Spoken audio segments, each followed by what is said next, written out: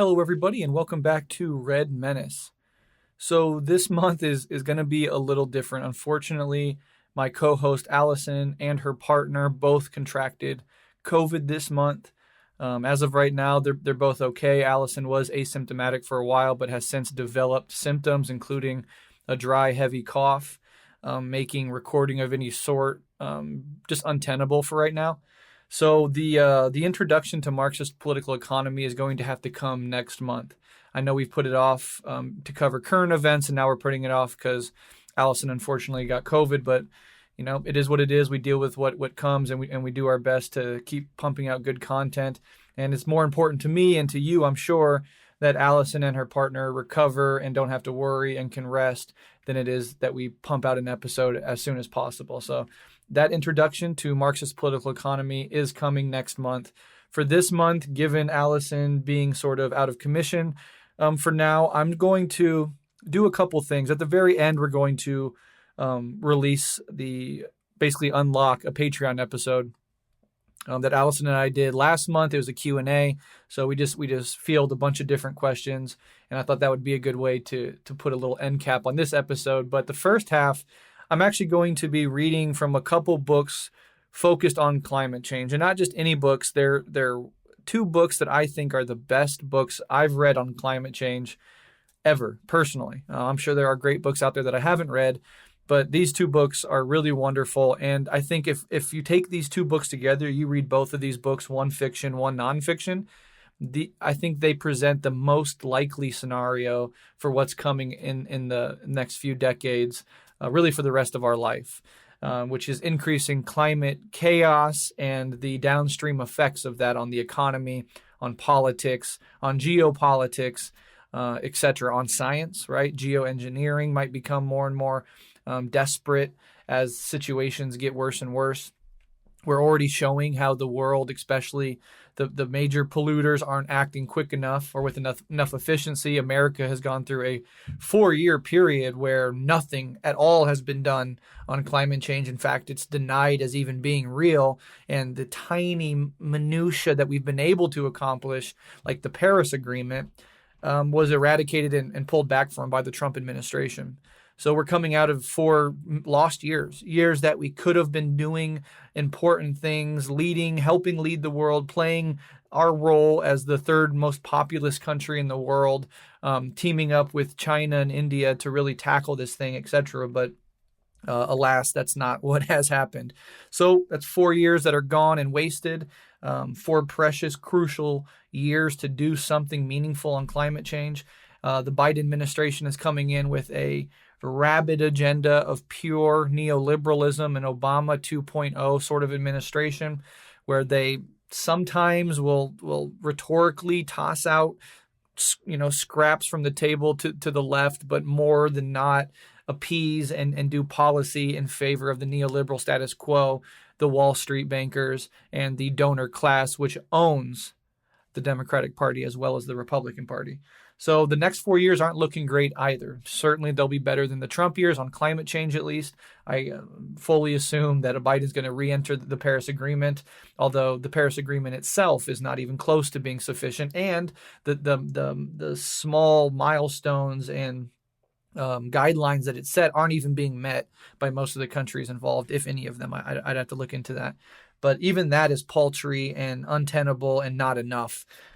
So I don't think we're going to see huge, movements on climate change, even under a Democratic administration. We would need something like a massive Green New Deal, a World War II level of industrial manufacturing, and putting all of society's wealth and political will towards a single effort. And that's just not on the table anytime soon. There's going to have to be a radical change in the American political system and the American economic system just to clear the field to allow us to address climate change. So with all of that in mind, I wanted to read a little bit from these two books. One book is The Uninhabitable Earth, Life After Warming by David Wallace Wells, and this would be the nonfiction book. And I actually did a red hot take on Rev Left, I think a year ago. So if you're interested in having a full breakdown of this book, You can go check that episode out. I'm going to be reading the last chapter of this in a bit, but first I'm going to get to this book, and this book just came out this year. It is a work of fiction, technically science fiction, but I think people are calling it Cli-Fi, which is science fiction based on the near future realities of climate change specifically. And it's over 500 pages, 110 chapters, but the chapters are, a couple pages each, which makes easy reading in my opinion. But it's a huge work. I'm only halfway through it myself, but it is fascinating. It's incredibly in depth. It really takes the social, the political, the economic, the scientific, weaves them together wonderfully. Every chapter has a different narrator, and the narrations are eventually sort of linked together subtly as the book progresses. And it is called The Ministry for the Future, and the author is Kim Stanley Robinson. Now, what's interesting about this is it's a bestseller, right? I think like Vox Ezra Klein put out a podcast saying it was the best book he read, which is funny because there's lots of like implicit Marxism in here, which is interesting. But it sold really well. It's a wonderful, wonderful book, but it is like a Marxist perspective. In fact, and interestingly, Kim Stanley Robinson, I think he was the author of the Mars trilogy for those sci-fi fans out there. He dedicated the book to Frederick Jameson, right? The author of Postmodernism, or The Cultural Logic of Late Capitalism. And what's so interesting is that Kim Stanley Robinson was actually, I believe, a student under Frederick Jameson, and that turned into a lifelong friendship. And so he's definitely coming from a Marxist perspective, being deeply informed and influenced by the work of Frederick Jameson. And that really comes out in the book. So yeah, it's dedicated to Frederick Jameson. If you want to hear an interview with the author, Ezra Klein actually does do a pretty good interview with Kim Stanley Robinson, talking about Marxism, talking about his relationship to Frederick Jameson, talking about the book, etc. So if you're really interested in the book, you can go check that out. But again, it's called The Ministry for the Future. It is a big book, over 550 pages, but absolutely fascinating. And one of those books that are so rare for me, especially with fiction, where you dive into it and it just captures you. So you sit there and you read for hours, and you when you put the book down, you're like, where did the time go? It flew by. And that really is like, it's rare for me to get into a book that deep and have that sort of flow experience in a book, but this is definitely one of them. It's written so well, and it lays out the most likely scenario for what's coming in the next couple of decades. It takes into full account the ineptitudes and limitations of capitalism and neoliberalism. It takes into full account the disproportionate geopolitical downstream effects of climate change, right? Poorer countries get hit harder. Richer countries refuse to act until they're forced to. The political instability of mass migrations, how countries welcoming in, or not welcoming in, but taking in mass migrations give rise to fascism.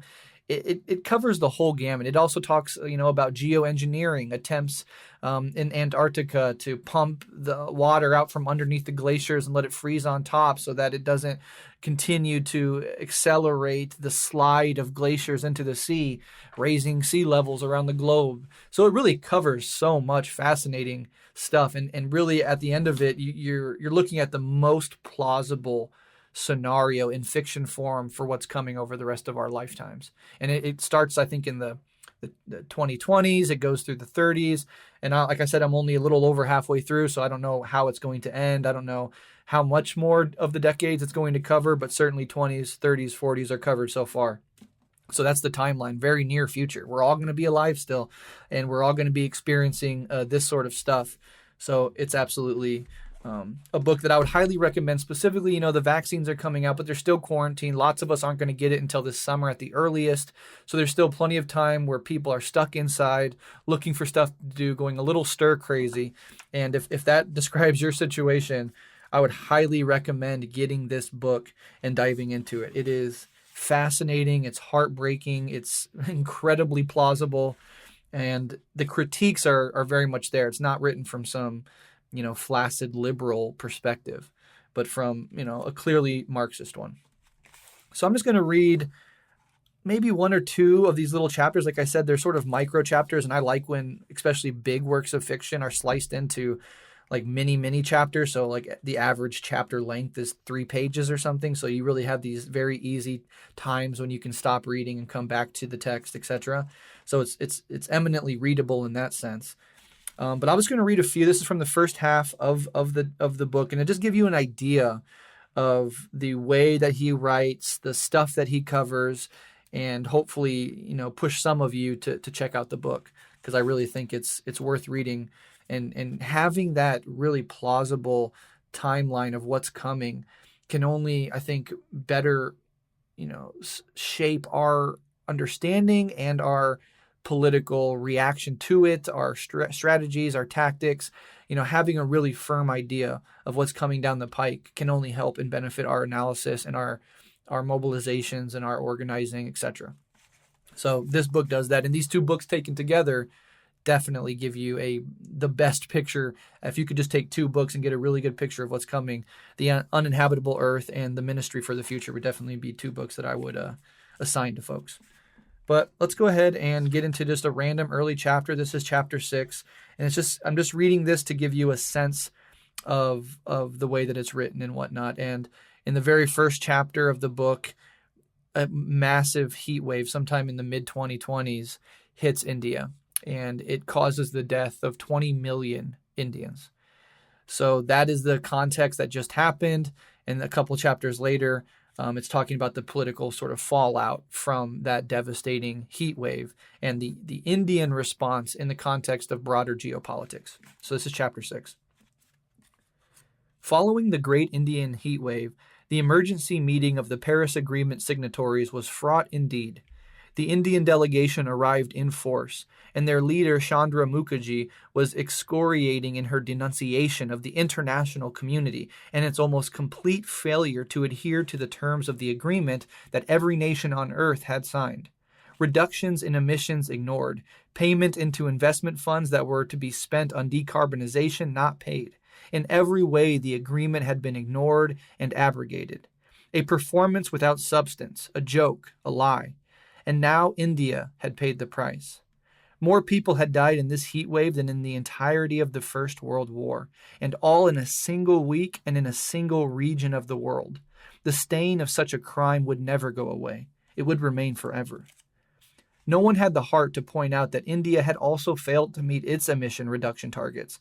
And of course, if total emissions over historical time were totted up, India would come in far behind all of the developed nations of the Western world, as everyone knew. In dealing with the poverty that still plagued so much of the Indian populace, the Indian government had had to create electricity as fast as they could, and also, since they existed in a world run by the market, as cheaply as they could. Otherwise, outside investors would not invest, because the rate of return would not be high enough. So they had burned coal, yes, like everyone else had up until just a few years before. Now India was being told not to burn coal, when everyone else had finished burning enough of it to build up the capital to afford to shift to cleaner sources of power. India had been told to get better without any financial help to do so whatsoever, told to tighten the belt and embrace austerity and be the working class for the bourgeoisie of the developed world, and suffer in silence until better times came. But the better times could never come. That plan was shot. The deck had been stacked. The game was over. And now 20 million people were dead. The people in the big room in the center of Zurich's Congress Hall sat there in silence. This was not the same silence as the earlier memorial moment, a ritual period of silence to honor the memory of the dead, which had stretched on for minute after minute. Now it was the silence of shame, confusion, dismay, guilt. The Indian delegation was done talking. They had nothing more they cared to say. Time for a response, an answer to them. But there was no answer. Nothing could be said. It was what it was. History. The nightmare from which they could not awake. Finally, that year's president of the Paris Agreement Organization, a woman from Zimbabwe, stood up and went to the podium. Briefly, she embraced Chandra, nodded to the other Indians on stage, and went to the microphone. Obviously, we have to do better, she said. The Paris Agreement was created to avoid tragedies like this one. We are all in a single global village now. We share the same air and water, and so this disaster has happened to all of us. Since we can't undo it, we have to turn it into the good somehow, or two things will happen. The crimes in it will go unatoned, and more such disasters will happen. So we have to act. At long last, we have to take the climate situation seriously as the reality that overrides everything else. We have to act on what we know. Everyone nodded. They could not applaud, not now, but they could nod. They could raise their hands, some of them with their fist clenched, and commit themselves to action. That was all very well. It was a moment, maybe even a moment to remember. But very soon they were back to the usual horse trading of national interests and commitments.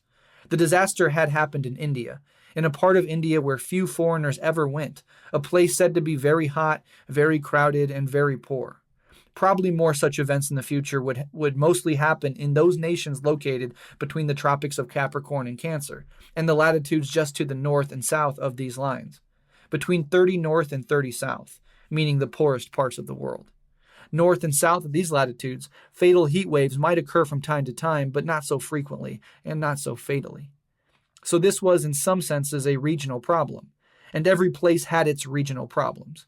So when the funerals and the gestures of deep sympathy were done with, many people around the world, and their governments, went back to business as usual. And all around the world, the CO2 emissions continued. For a while, therefore, it looked like the great heat wave would be like mass shootings in the United States, mourned by all, deplored by all, and then immediately forgotten or superseded by the next one, until they came in a daily drumbeat and became the new normal. It looked quite possible that the same thing would happen with this event, the worst week in human history.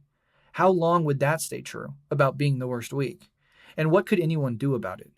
Easier to imagine the end of the world than the end of capitalism. The old saying had grown teeth and was taking on a literal, vicious accuracy. But not in India.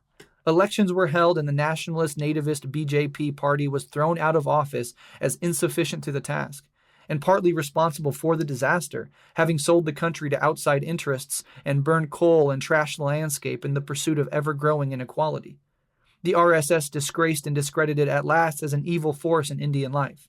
A new party was voted in, a composite party composed of all kinds of Indians, every religion and caste, urban poor, rural poor, the educated, all banded together by the disaster and determined to make something change. The ruling elite lost legitimacy and hegemony, and the inchoate fractured resistance of victims coalesced into a party called Avasthana, Sanskrit for survival. The world's biggest democracy, taking a new way.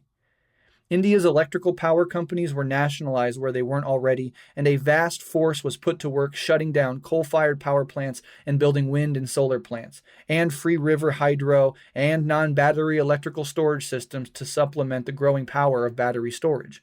All kinds of things began to change. Efforts were renewed to dismantle the worst effects of the caste system.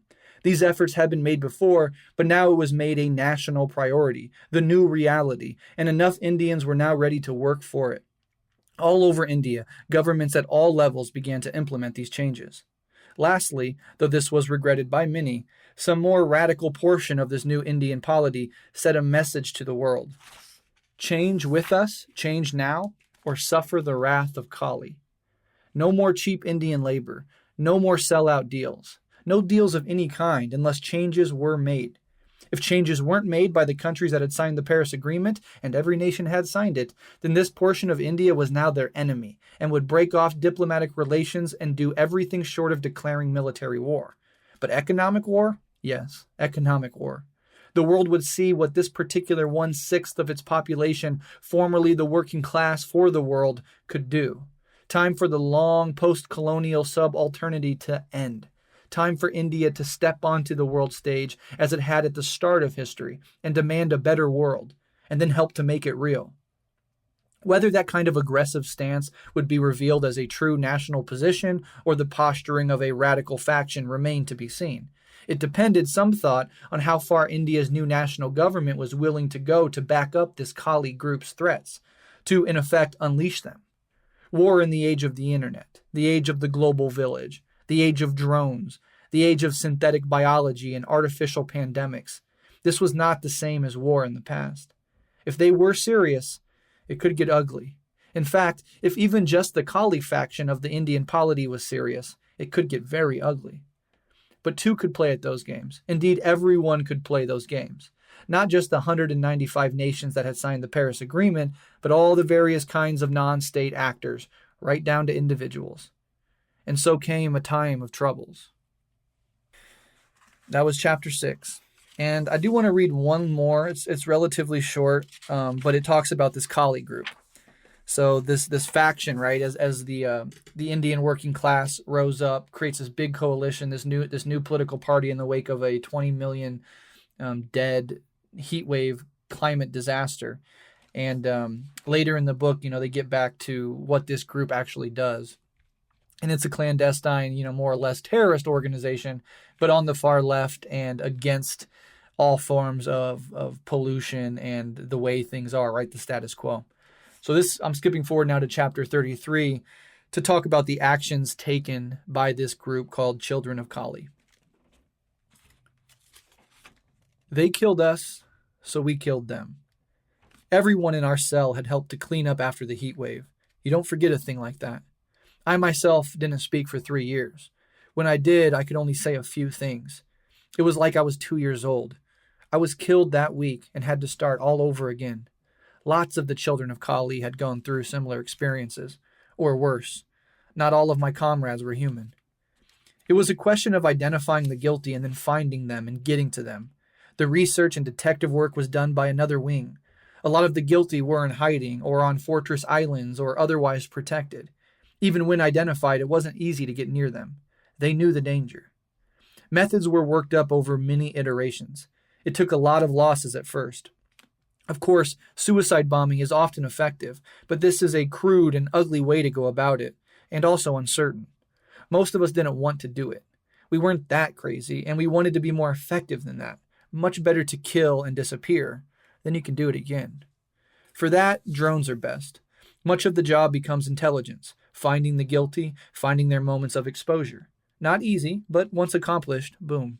The drones keep getting faster and faster. The guilty often have defenses, but these can often be overwhelmed by numbers. A swarm of incoming drones the size of sparrows, moving at hundreds or even thousands of meters per second, these are hard to stop. The guilty died by the dozens in those years. Eventually, they stayed indoors for the most part. At that point, a decade into the campaign, they knew they were in trouble. Security redoubled. It became a question, or several questions.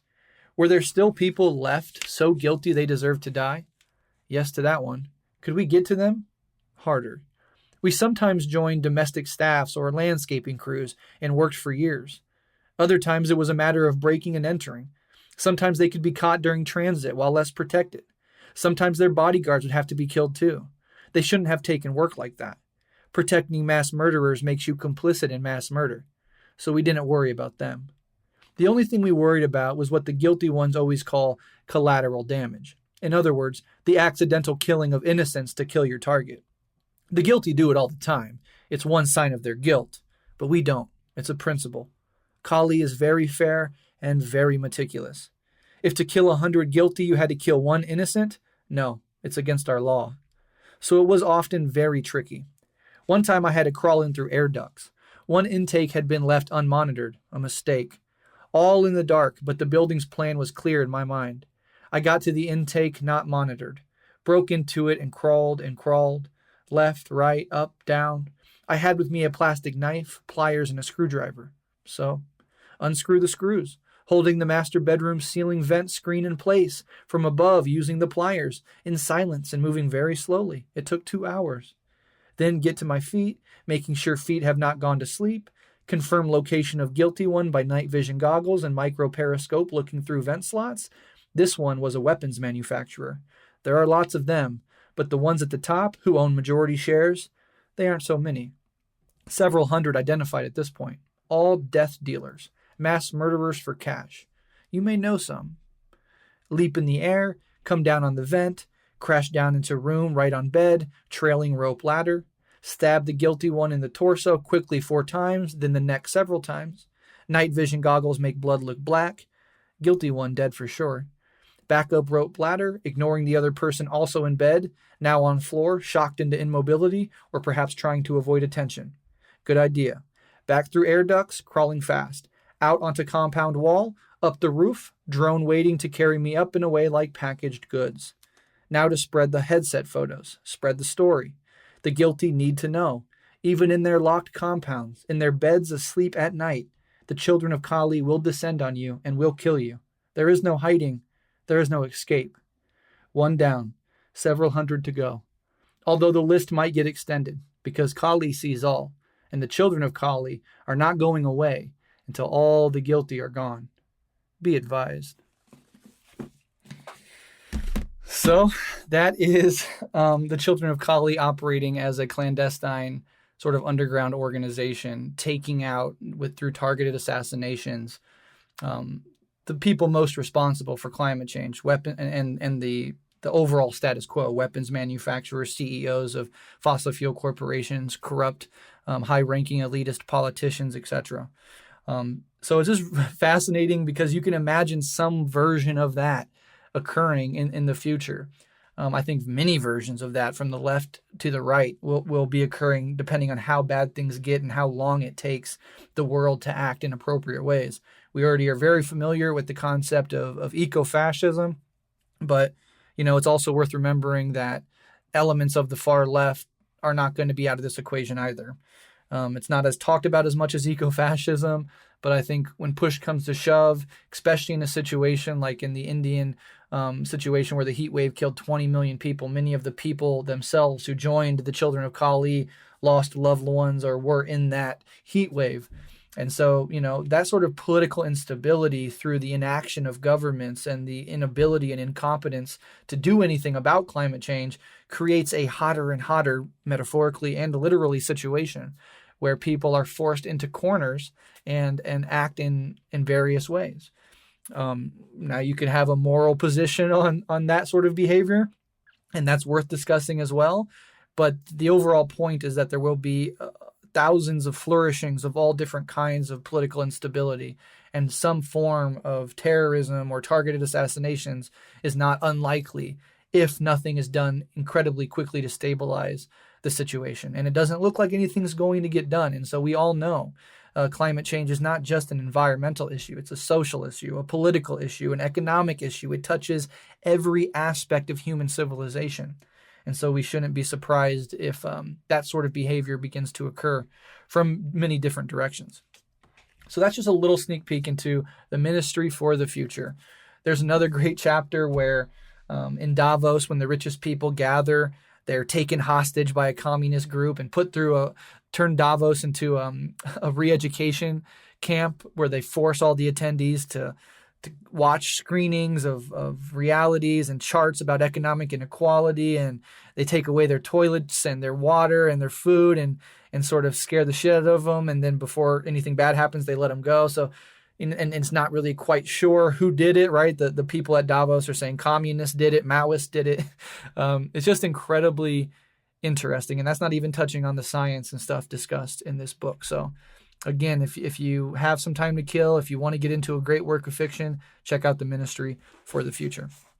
All right, now I'm going to end this up before we get into the unlocked Q&A from last month. I'm going to end this with the last chapter, a short chapter of The Uninhabitable Earth, Life After Warming. As I said, I have a red hot take on Rev Left if you're interested in the full breakdown of this book. It's really interesting. This guy, unlike the other author, is certainly not a Marxist. Something like a left liberal, a progressive. And so, keep that in mind when you're going through it. Obviously, I'm not going to agree with every single political, quip that this author makes. But it's interesting nonetheless. So this is the last chapter of David Wallace Wells' The Uninhabitable Earth, entitled The Anthropic Principle. What if we're wrong? Perversely, decades of climate denial and disinformation have made global warming not merely an ecological crisis, but an incredibly high-stakes wager on the legitimacy and validity of science and the scientific method itself. It is a bet that science can win only by losing, and in this test of the climate, we have a sample size of just one. No one wants to see disaster coming, but those who look do. Climate science has arrived at this terrifying conclusion not casually and not with glee, but by systematically ruling out every alternative explanation for observed warming, even though that observed warming is more or less precisely what would be expected given only the rudimentary understanding of the greenhouse effect advanced by John Tyndall and Eunice Foote in the 1850s, when America was reaching its first industrial peak. What we are left with is a set of predictions that can appear falsifiable about global temperatures, sea level rise, and even hurricane frequency and wildfire volume. But, all told, the question of how bad things will get is not actually a test of the science. It is a bet on human activity. How much will we do to stall disaster, and how quickly? Those are the only questions that matter. There are, it is true, feedback loops we don't understand and dynamic warming processes scientists haven't yet pinpointed. Yet, to the extent we live today under clouds of uncertainty about climate change, those clouds are projections not of collective ignorance about the natural world, but blindness about the human one, and can be dispersed by human action.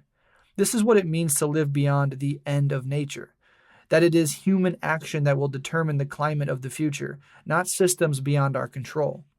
And it's why, despite the unmistakable clarity of the predictive science, all of the tentative sketches of climate scenarios that appear in this book are so oppressively caveated with possiblies and perhapses and conceivablies. The emergent portrait of suffering is, I hope, horrifying. It is also entirely elective. If we allow global warming to proceed and to punish us with all the ferocity we have fed it, it will be because we have chosen that punishment, collectively walking down a path of suicide. If we avert it, it will be because we have chosen to walk a different path and endure. These are the disconcerting, contradictory lessons of global warming, which counsels both human humility and human grandiosity, each drawn from the same perception of peril.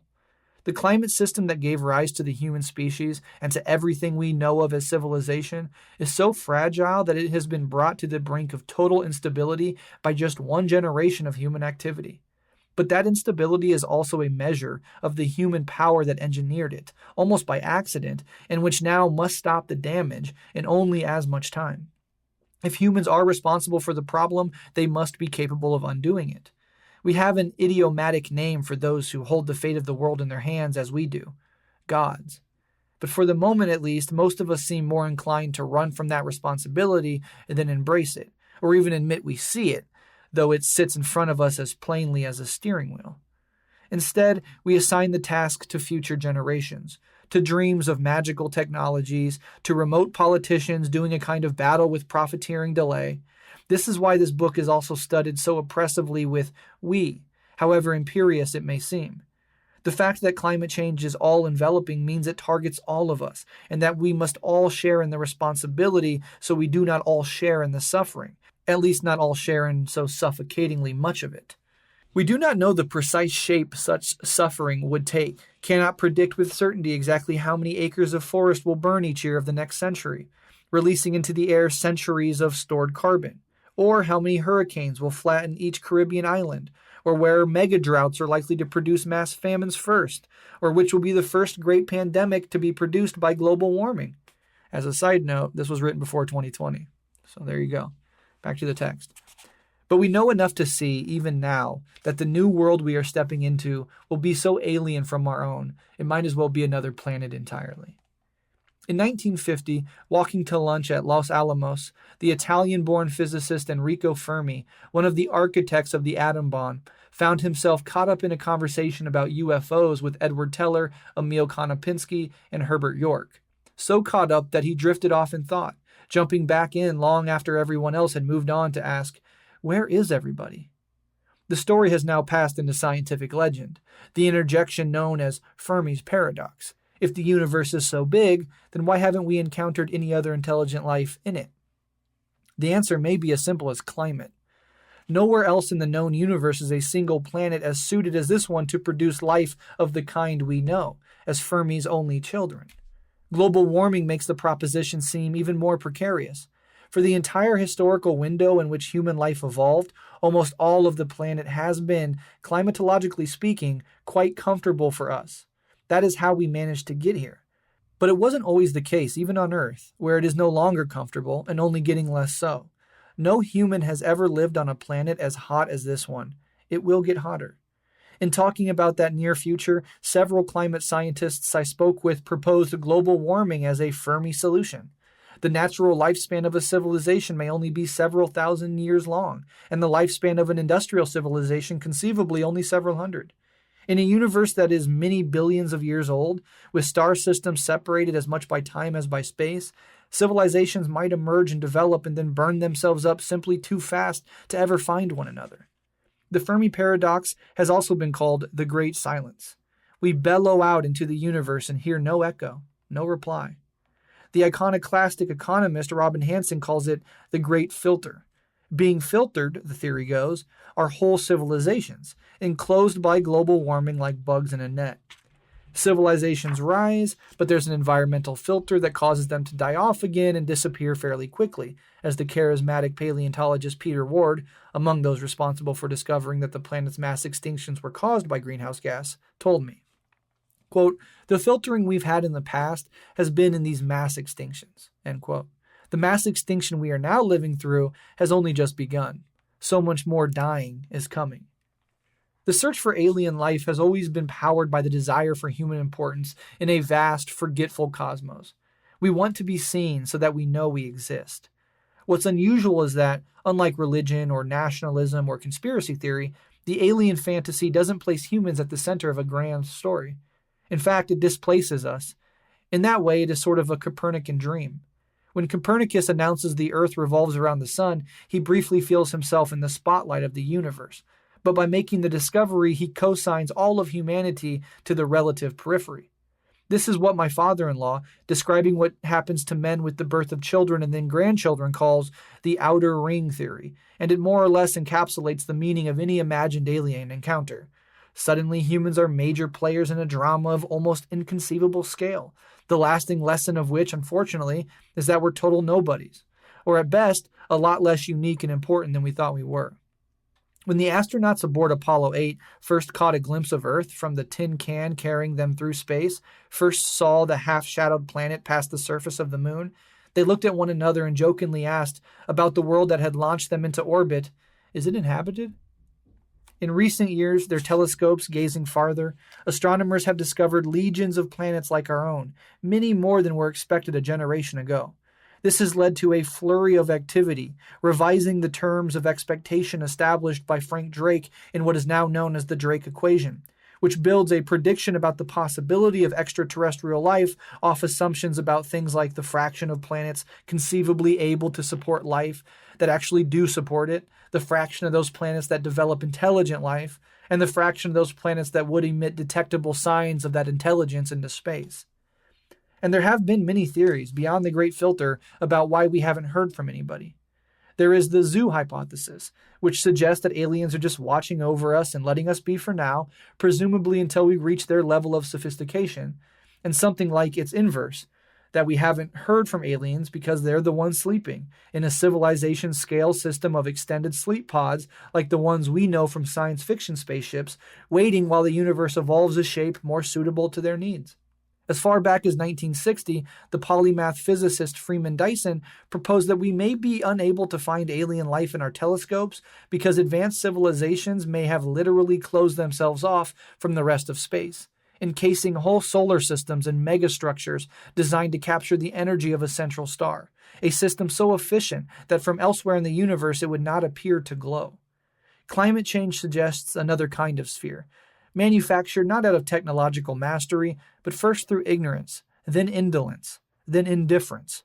A civilization enclosing itself in a gaseous suicide, a running car in a sealed garage. The astrophysicist Adam Frank calls this kind of thinking the astrobiology of the Anthropocene, in his Light of the Stars, which considers climate change, the future of the planet, and our stewardship of it from the perspective of the universe. Thinking like a planet, he calls it. We are not alone. We are not the first, Frank writes in the book's opening pages. This, meaning everything you see around you in our project of civilization, has quite likely happened thousands, millions, or even trillions of times before. What sounds like a parable from Nietzsche is really just an explication of the meaning of infinity, and how small and insignificant the concept makes humans and everything we do in the space of such a universe. In an unconventional recent paper with climatologist Gavin Schmidt, Frank went even further, suggesting that there may even have been advanced industrial civilizations of some form in the deep history of this planet. So deep in the past, their remnants would have long been reduced to dust below our feet, making them permanently invisible to us. The paper was meant as a thought experiment, pointing out how little we can really know from archaeology and geology, not a serious claim about the history of the planet.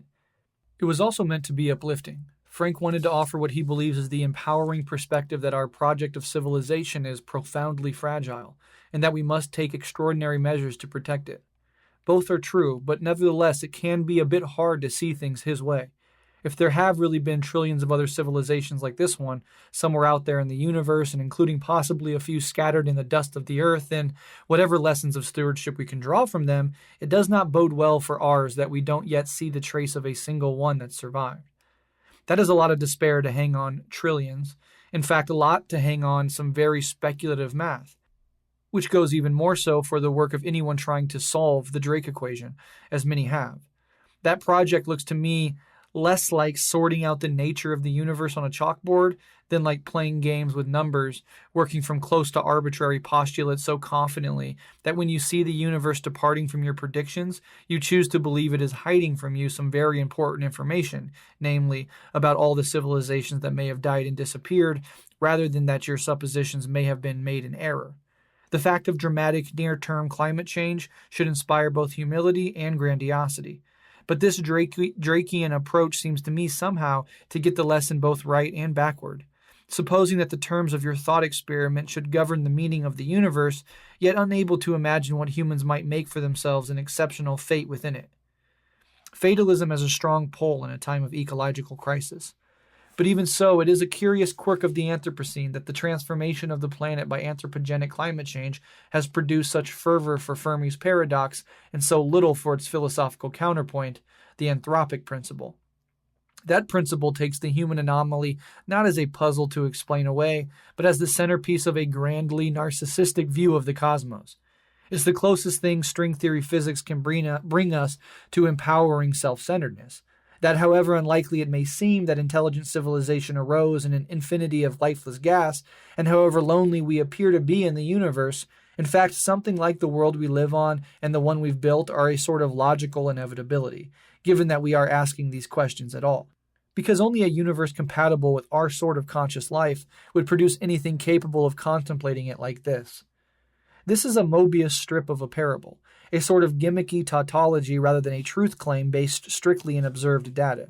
And yet, I think it is much more helpful than Fermi or Drake in thinking about climate change and the existential challenge of solving it in just the few decades ahead. There is one civilization we know of, and it is still around and kicking, for now at least, our own.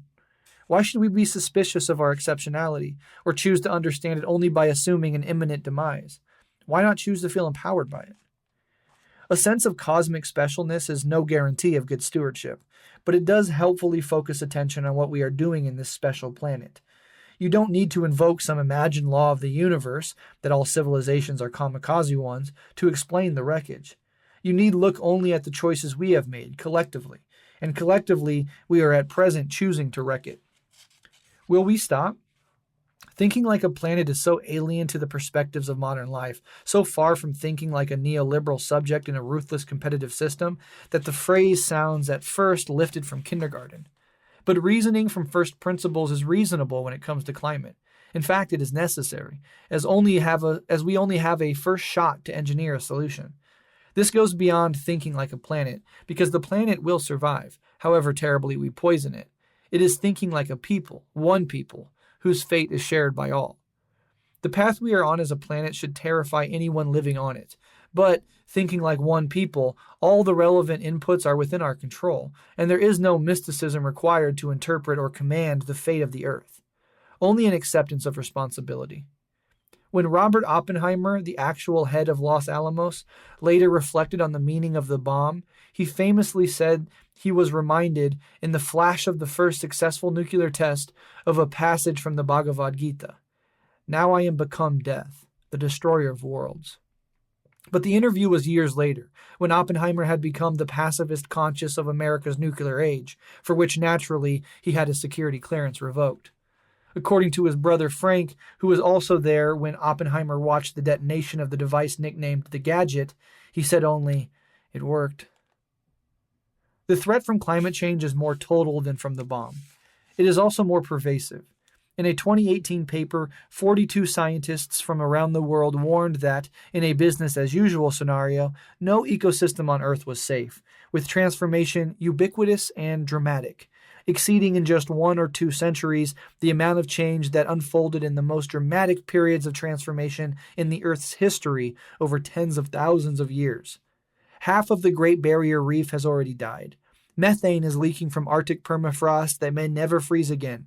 And the high-end estimates for what warming will mean for cereal crops suggest that just 4 degrees of warming could reduce yields by 50%.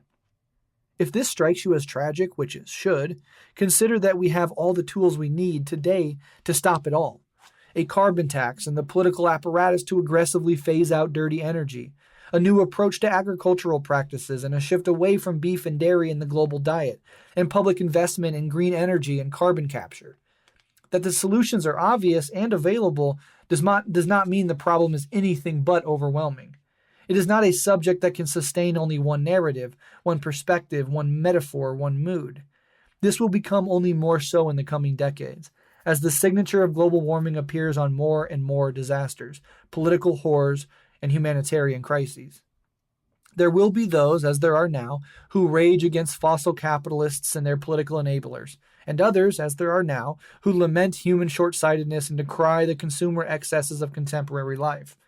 There will be those, as there are now, who fight as unrelenting activists, with approaches as diverse as federal lawsuits and aggressive legislation and small-scale protests of new pipelines, nonviolent resistance, and civil rights crusades.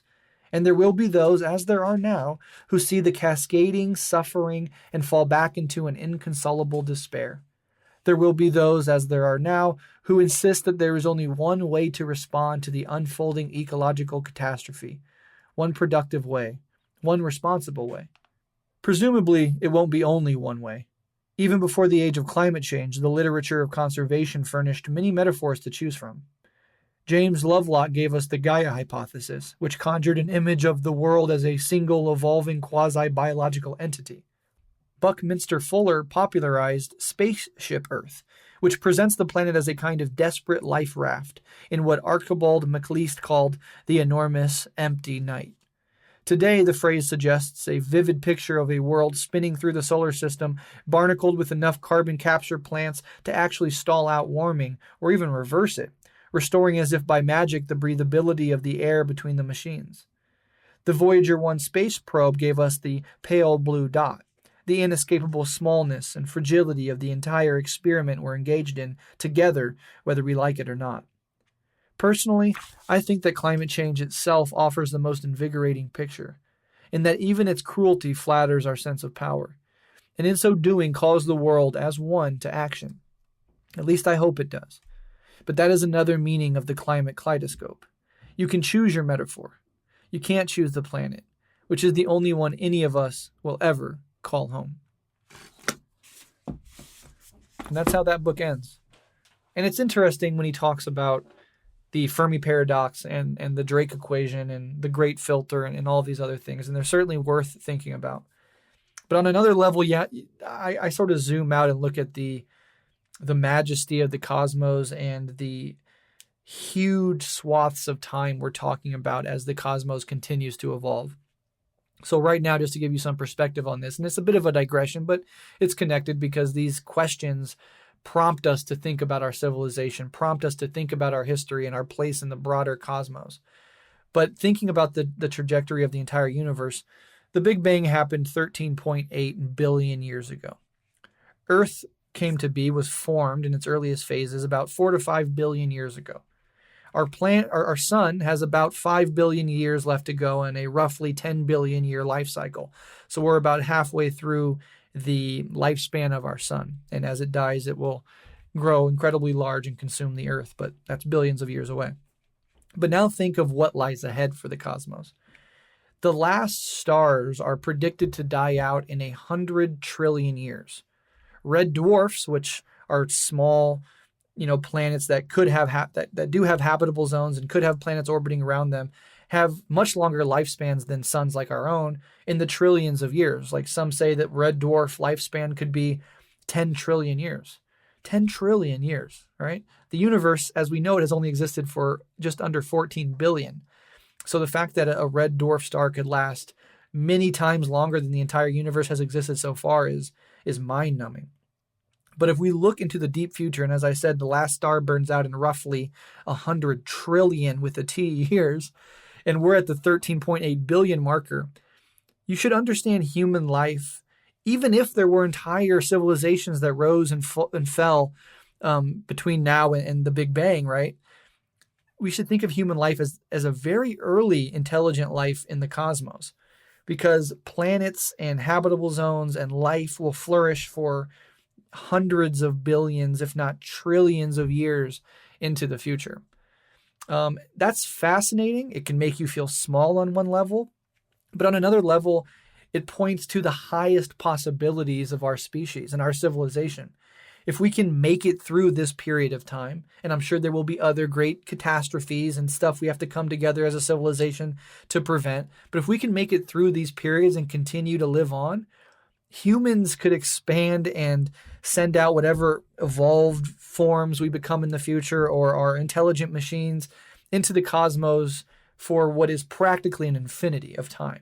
And if we are at the beginning of the universe, and if we continue as a civilization, who knows what role we could play in galactic civilizations or even intergalactic civilizations. So there's so much ahead of us, and it's really, it's very common for us to think, wow, we're on the cutting edge of humanity. Look how people lived 100, 200, 500 years ago. This is amazing. But yet to still understand that we are in our possible infancy, and we are so close to the Big Bang relative to the rest of the cosmos' time frame, that no matter how many civilizations existed before us, we're a very early species, a very early civilization that has enormous possibility in front of us. The challenge of climate change, among so many other things, forces us to wrestle with where we're at as a civilization, how we use our technology, how we use our wealth and our resources. And moreover, I think there's some natural pressure being put on us to transcend the nation state form of being a civilization, right? Climate change is forcing us to think as a global civilization and to work together as a global civilization in a way that no other historical catastrophe or problem throughout human civilization has forced us to do. And so, we're really living through enormously meaningful and incredibly important times. And there's so much ahead. It's just mind-boggling to think about how big the universe is and how long it will continue to exist, and how in this little moment we're forced to evolve to the next step of civilization as one human family, as one human civilization that understands that we're all deeply connected and that we can't just, retreat into our little nation states and battle it out. And in some ways you can think of the reactionary rise around the world of the Trumps and the Modis and the Bolsonaros as a initial recoil into the nation state in the face of a natural demand that we become a global civilization.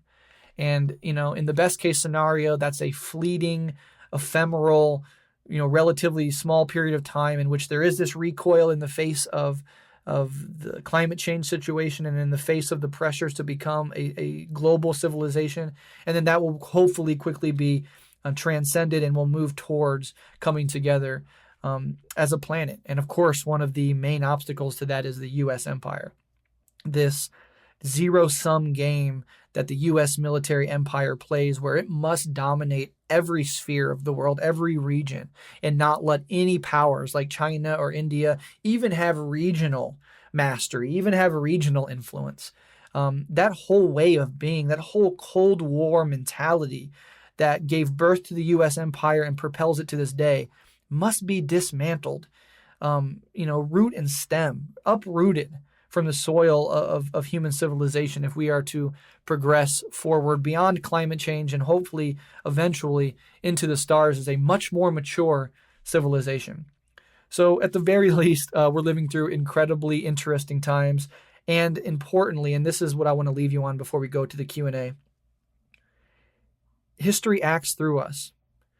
Nature is waking up to itself through us. Our intelligence, our consciousness is not separate from the earth. It's not separate from the cosmos. It is literally, not metaphorically, literally, we represent nature waking up to itself and having intelligence and having the ability to reflect on itself. I said earlier, 100 trillion years until the last star burns out. We're 13.8 billion years into the evolution of the cosmos.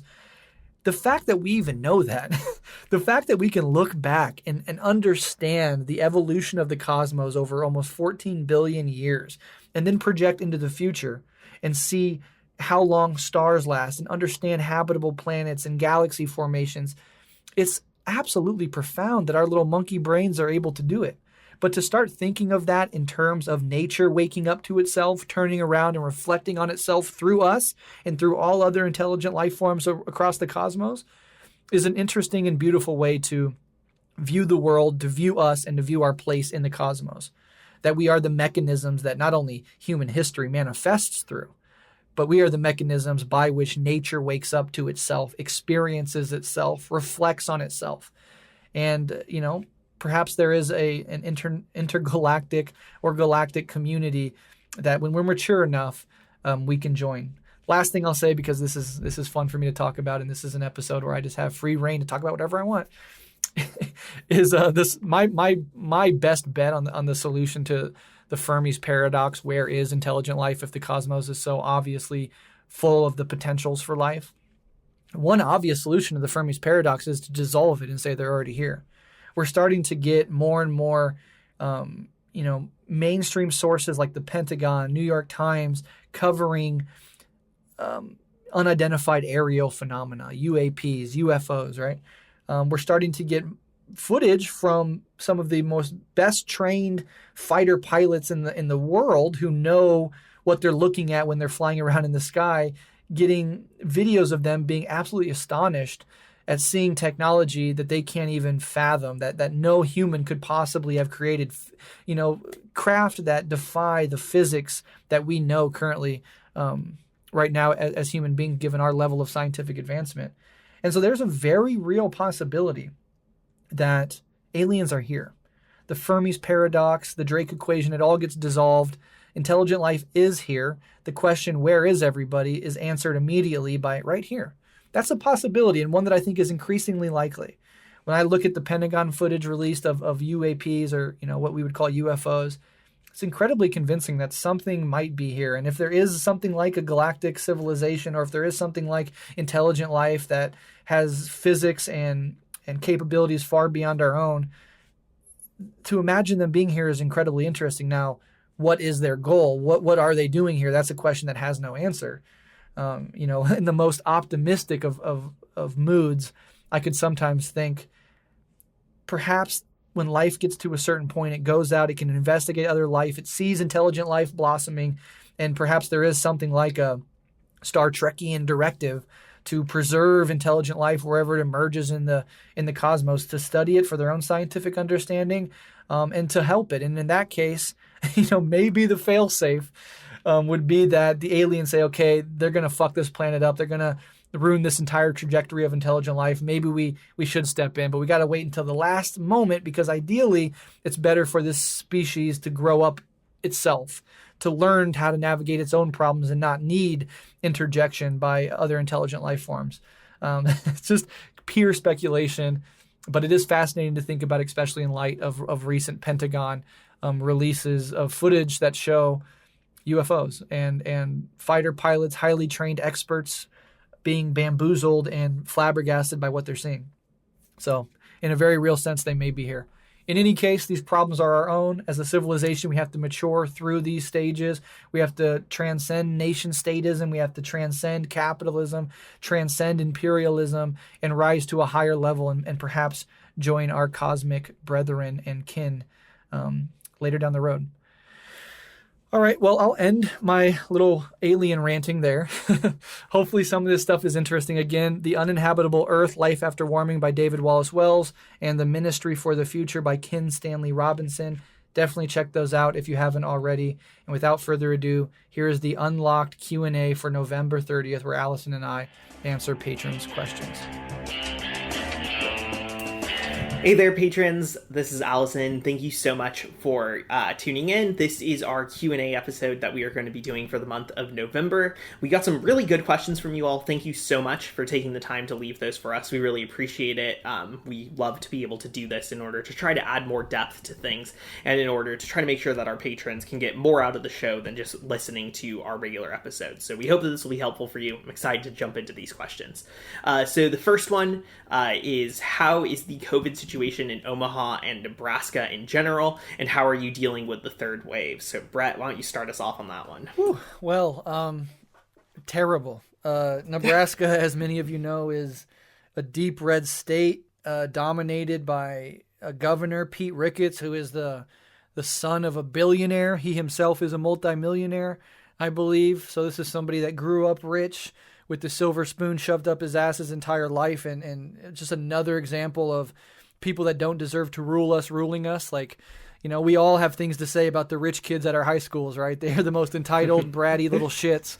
And here we are with Trump and Ricketts and people like him all over the political spectrum dominating us, getting everything they've ever had in life handed to them, and then telling the rest of us that we don't work hard enough. It's fucking nauseating, but it is terrible. Here in Omaha and in Nebraska and in the Dakotas, which are just north of us, it's actually terrible. Like, I think in North Dakota, you're talking 90% community spread. There are predictions that before this thing is over, every single citizen in North Dakota will have had the virus because it's just that uncontrolled.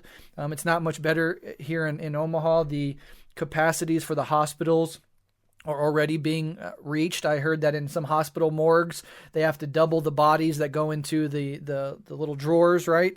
Got to put 2 bodies in just so they can, meet capacity. So it's by far the worst it's ever been in this community. The infection rate, the amount of people who have it is higher than it's ever been at any other point during this pandemic, and it's only on the increase. Still, there's an entrenched subsection of people here in Nebraska, again, a red state, where they just don't wear masks. So you go into a store, a gas station, anything, and you're not very likely to find everybody wearing masks. I went to pick up food at a local restaurant a couple weeks ago, and it's a small little restaurant. It was their last day, and we were like, let's support this business as it goes out because it's just a local small business. We'll get some food from there. But I had to go pick it up in person. I doubled up my fucking mask. I went in there. Every single person, except for maybe a couple of the workers, had no mask. People are sitting shoulder to shoulder in booths, and there's no spacing. So tables are shoved right next to other tables. Every single seat was packed. People in the front waiting to be seated were huddled together in groups of like 5 or 10 people, just shoulder to shoulder with complete strangers, none of them wearing masks. So that's the culture that you have here, a big sort of Trump state where people see the not wearing of masks as a political statement. So you have that adding to the problem.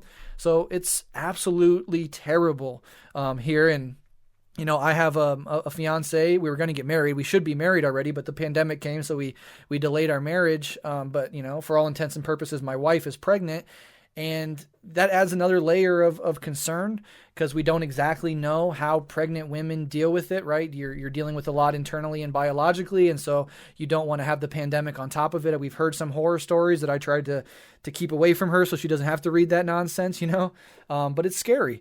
And we have kids, our younger is not in school. Our older we allowed to go because she's incredibly mature, and our specific school district takes it pretty seriously. But we're pretty much looking at a post-Thanksgiving closing, I believe.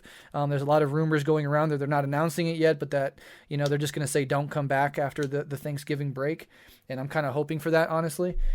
So yeah, it's just uncontrolled spread, absolutely terrible, and we're just trying our best to stay safe and help others be safe. When my friend gets kicked out because he's homeless, he has COVID, I got to help him, but I can't bring COVID back to my family. It just complicates the problem, that much more. So yeah, it's terrible. Thank you for wishing us to stay healthy. Do you want to touch on what it's like there, or do you just want to move on, Alyson? Yeah, I mean, briefly, it's weird because LA was doing really good for a little bit, and suddenly things are tanking again. We're going pretty much back into full lockdown, it looks like, which is probably a good thing. It is what it is. I'm lucky enough to be able to work from home, so that adds some safety, and my partner is as well. But yeah, things are looking pretty bad over here. We're not nearing capacity yet on hospitals, but if we maintain the trend that we're at now, then by Christmas we'll probably be at capacity. So we'll see how things go in terms of that. In terms of dealing with it, I'm just working, trying to get by, spending as much of my time in the mountains away from other people as I can in my free time, pretty much. Yeah, I think it's about where everyone's at. LA is certainly not the worst place to be right now, but it is rapidly deteriorating. So We'll see how it goes.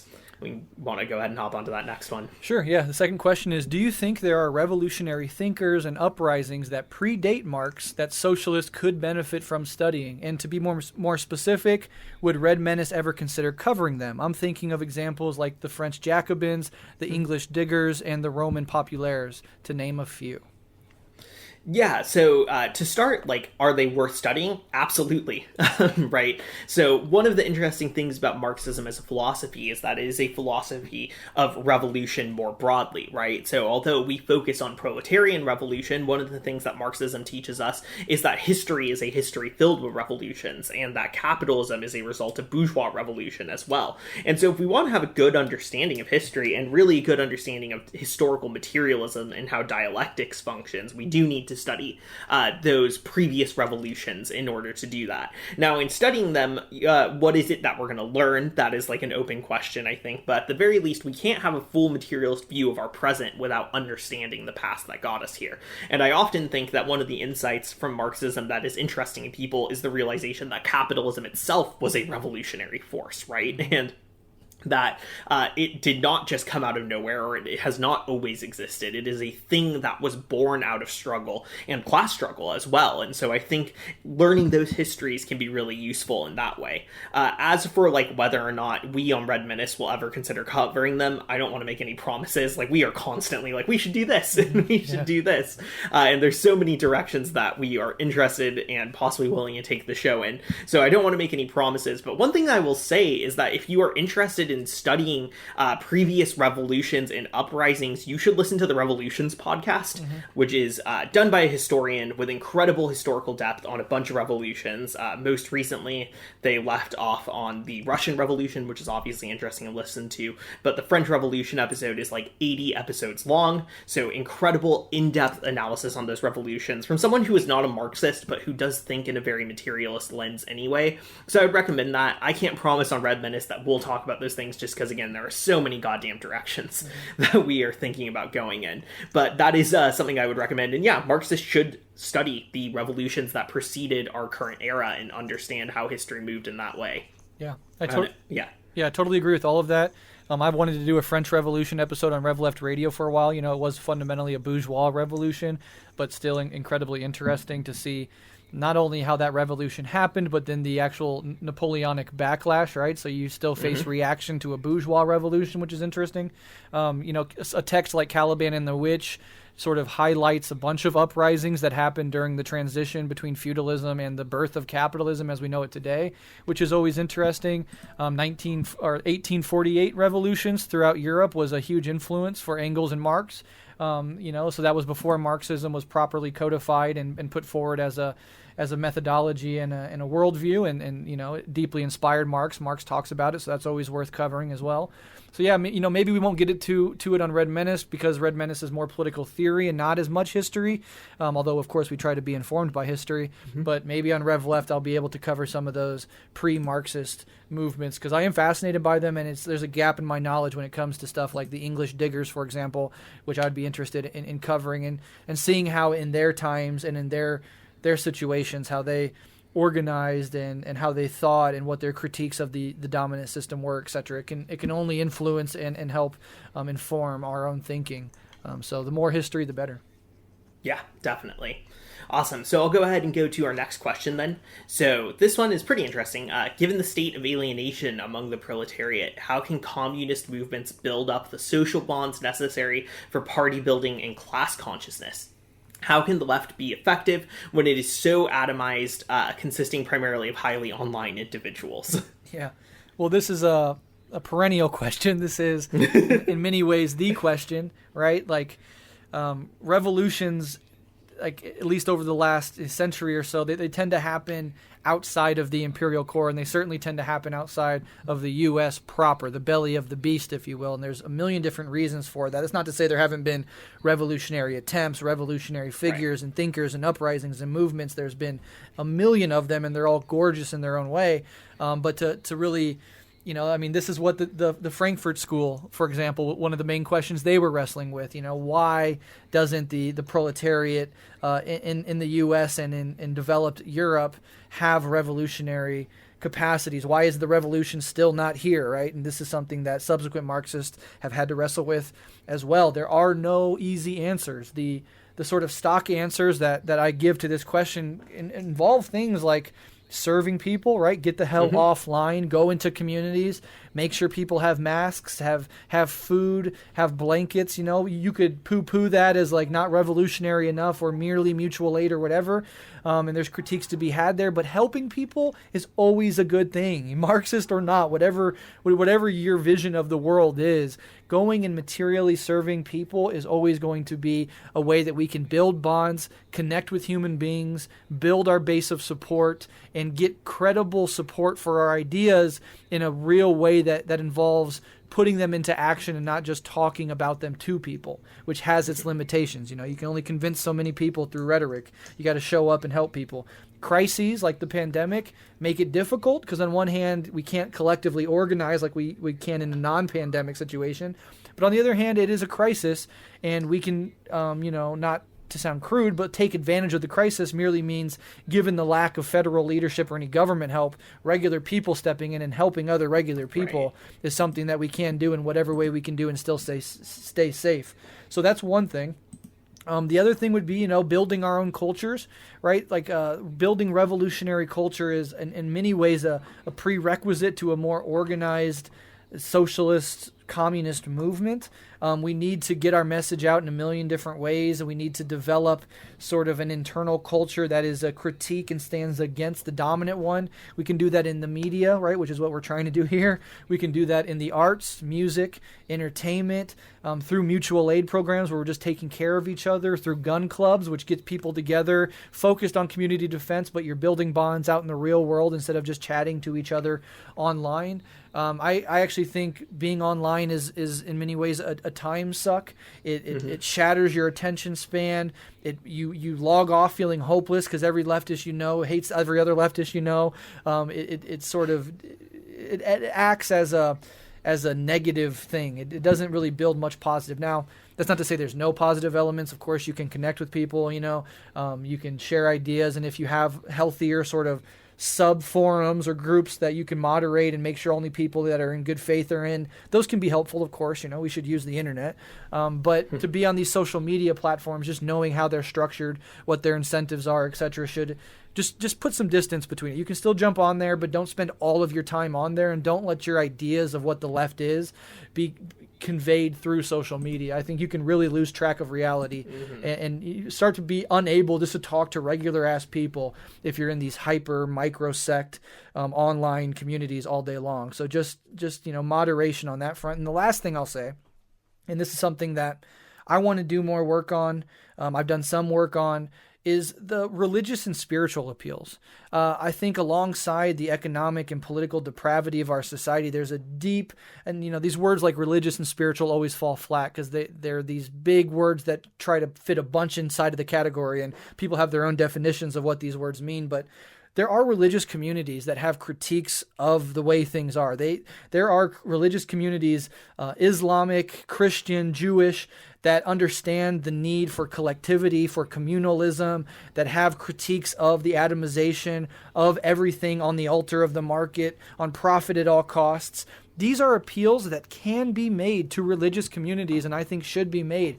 One of the thinkers that I go toward, even though I don't agree with him on everything, is somebody like Cornel West.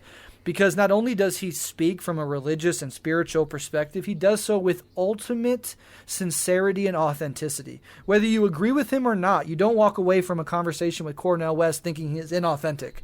And he makes these appeals that touch people's heart and their spiritual thirst. I think of like Nietzsche, and like Nietzsche, and he has this thing where he's often sort of reduced to like a nihilist figure when in fact he was trying to warn about the advent of nihilism. When religion goes away, what else do people have? I think we're living in that in a lot of ways. Like there is like the religious rug has been pulled out from underneath a lot of people. Capitalism offers us nothing but hyper atomized competitive market bullshit with an empty culture. And loneliness epidemics and mental health epidemics, right? And we're living in that sort of Nietzschean nightmare in a lot of ways. And appealing to people on the religious level, making those sort of arguments on those levels and not dismissing them because they're religious, I think is part of this as well. Because what religions already have is community. They already have often works of charity, right? Forms of mutual aid, especially in smaller communities when they're very tight-knit. And so these have some of the foundations that a left-wing movement would want to build off of. And that doesn't mean you go in cynically and use anybody, but it means that there are congregations of human beings who have the sort of moral critique already sort of latent within them that we can pull out and we can join hands with. And, if we don't do that, you see the reactionary right certainly do it. Alyson has talked importantly about this fascist impulse for nostalgia, and every religion has its reactionary elements as well as its revolutionary and progressive elements, and we see the religious right, the evangelical white right in the U.S. be a hyper sort of reactionary cohort, but there's black churches that work against that. There's more and more people getting into stuff like meditation, which tries to address some of these psychological fallout from capitalism itself, etc. So I would just like to see the left take that path a little bit more seriously and at least start thinking seriously about how we can engage with those communities to build those social bonds that you're rightly pointing out as something that is absolutely necessary for any sort of further party building and the development of class consciousness. Yeah, I mean, I think, I agree with all that. There's a few things that I would hit on and really emphasize, which is the left is highly online, and the solution to that is to get the fuck off the internet and do some shit. Because those social bonds come from organizing with people, from struggling with people, from putting yourself on the line with people, right? When I think about the people I know in my life who I have close bonds with, who I would call comrades, they're people who I've spent a lot of time packing grocery bags with food for other people with to distribute. They're people who I've spent doing security detail in dangerous situations with. They're people who I've been in life or death protest situations with. And those social bonds are formed from that struggle alongside each other, right? So where is it that the social bonds come from? Where is it that the solution to alienation comes from? It comes from getting the fuck off Twitter and struggling with other people, right? And at some point, you just have to decide to do that. And I think that's the thing that on this show we always try to hit back on, right? Is it's not just ideas, it's not just theory. You have to do something with it, and that's sort of where that is going to come from. The other thing that obviously we can't do right now because of the pandemic, but that I've been thinking about for a long time is sort of how the German Marxists had sports leagues. Nice. And I actually think that would be a really good idea to emulate. That's awesome. We can't do it during a pandemic, but I think that sports are great. They build physical strength and endurance, which is important if you believe in intense political organizing, and they build camaraderie, right? They are a form of physical struggle alongside each other in a way that will make you bond and get closer with each other. So obviously we can't do that right now, but that's something I would really love to see, because I think you do get close to people through those. You do build social bonds, and you build a cultural and social element that can be complementary to organizing and struggle as well. So, part of it is we're living in a time where we're all atomized because we have to stay away from others. But once, things maybe have room for being together again, something like that would be helpful. And, I'm very much on the same page as you, Breht, on the religion question. I think, I've just come to the conclusion in my life that I need religion, and I know a lot of other people who are coming to that conclusion while also being Marxists. And it's a question of how we engage with that, right? Because, in a sense, Marx is correct, and I think Nietzsche is also, in a sense, correct on this question, that if religion is, about turning away from life, that's when it's a problem, right? But religion doesn't have to be that, and I think that's, what's really important. I'm reading a book right now on Jewish theology for a book club at a local synagogue. And the one thing that's emphasizing over and over again is this idea that the ideas that we have from theology ought to be not about an afterlife or some future life, but about transforming this world now, right? And I think if that's how we keep a religious focus going, it doesn't have to spin into those reactionary directions. And I think you're right. There are progressive religious communities out there that can be reached and that can, cooperation can occur with. And that's something that I think we need to really focus in on. Yeah. I've really come to consider myself a religious person in the last several years. I've always had this meditation practice, but when I'm not thinking politics, when I'm not directly dealing with my family, I am engaged in religious and spiritual pursuits, listening to religious and spiritual talks, trying to learn more about it, and opening up that part of myself, because that part is within you. You can deny it and repress it and cut it off, but we're human beings, and for throughout our evolutionary history, so much of it has been structured by some sort of religious impulse, some sort of search for unity with yourself, with others, and with nature. And there's a million different ways you can get at that, but I think it's incredibly important. And then I had sports down too, but I crossed it out because I was thinking sports I was thinking in England they have rugby, fucking groups, or soccer fans that are left wing and anti-fascist, right? And I was like, could we have that here? Probably not. And so I left it at that. But you're absolutely right. That'd be amazing if we had even regional or within a city, right, a basketball league for leftists or baseball, softball, a million different things. It's a great way to stay fit, and it's much easier in my experience at least to get fit by engaging in something that's fun, where you're playing basketball, working all of your muscles, you're jumping around, you're having fun with your friends, as opposed to just going to the gym and lifting the same amount of weight 10 times in a row and being by yourself and shit like that. So that's really, really, really interesting. It certainly feeds into building up our own culture, and I would fucking love to see it on the other end of this pandemic, because I hear a lot about after pandemics historically, there's a big hedonistic outburst and everybody, goes and does the things they couldn't do for so long. And that's probably going to happen at the end of this one as well. But if we could shift that away from just empty hedonism and toward these sorts of things, like a sports league, regional or within a city or whatever, it's a beautiful idea. And I'm gonna keep thinking about that a lot, because I just love that. I love that a lot. Totally. All right. The next question, very simple. Thoughts on third worldism? So yeah, I don't know. I have thoughts on it, I guess. Third worldism is a term that gets thrown around to mean a lot of things. So my thoughts depend on what you mean by third worldism, right?